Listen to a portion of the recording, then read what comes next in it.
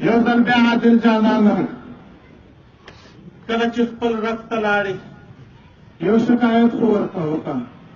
عادل جانانه قاري صاحب عبدالرحیمه ورواله عجیبه راکته ای شهداو خپل رب ته خدای یو شکایت وکړي چې ربه موږ د بل چا نه ګیله نه لرو، ربه موږ د کفارو نه ګیله نه لرو، ربه که ګیله لرو ته د خپل افغاني ورور نه لرو.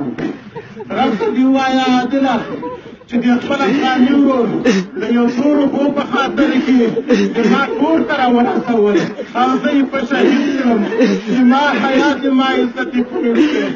عادل جانانه خپل رب ته دې دا شکایت هم وکړه.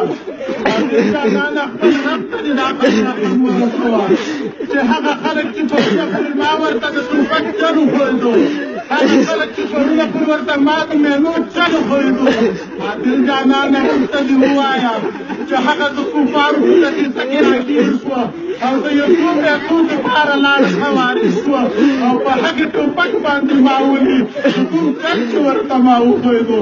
عادل جانانه رب ته دې دا شکایت هم وکړه چې زموږ ودونه بمباري کړي.